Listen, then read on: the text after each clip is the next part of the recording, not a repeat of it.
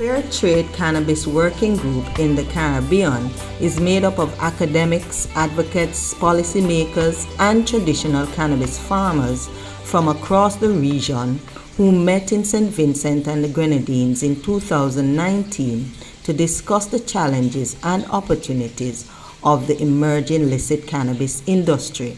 Despite some promising shifts in policies and amendment to many outdated drug laws, to date, no CARICOM country has legalized cannabis.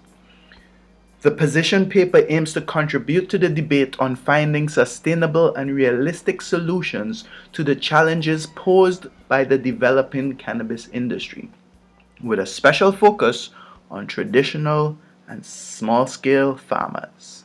Boil some water and get a little piece of ganja bud and put it in it to steam and give him, and that will slow down the high breathing. These plants that Euro-American system would term drug, from other people's culture, they are medicinal, they are sacred, they are spiritual plants. So here in Jamaica, and as Rastafari, we have been demonstrating and have been fighting for the legalization and the decriminalization of marijuana, a plant that I as Rastafari look upon as being a part of our sacrament.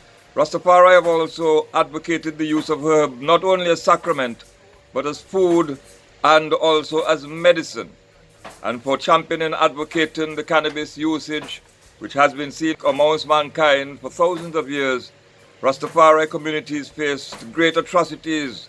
The CARICOM Commission on Marijuana was very firm in its recommendation about a regional roadmap which should focus especially on the traditional farmer. The many persons who were marginalized in the so-called war on drugs. They were warehoused disproportionately in jails, and they now want to be part of the emerging cannabis industry, and rightly so.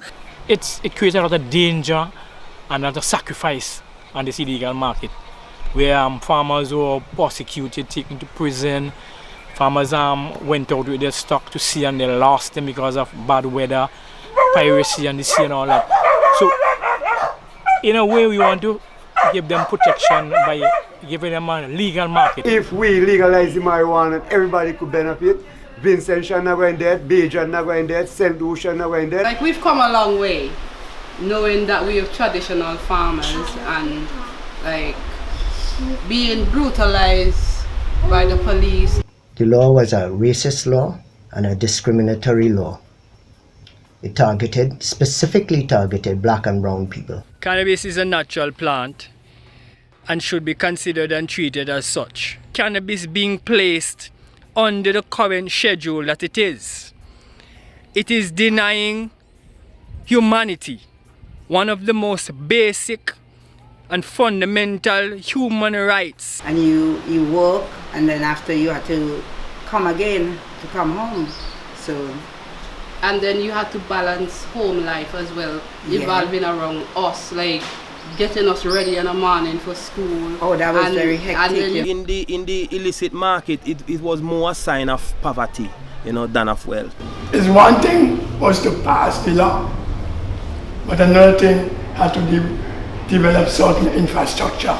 Most of the lands which we can get easy access to, are contaminated with chemicals. Land security for farmers, since ganja farming before was mainly on squatted land, soft loans and other financial incentives as well. We learn from our history with sugar and bananas, unequal trading relationships which continue today in the neo-colonial context. We welcome foreign investment, but it must not be at the expense of genuine development and our Caribbean peoples. Once we get the right price and once we get justice, that it will be much easier for all of us, both men and women. The traditional cultivators who have built the regional brand have been left out from participating within the regulatory framework.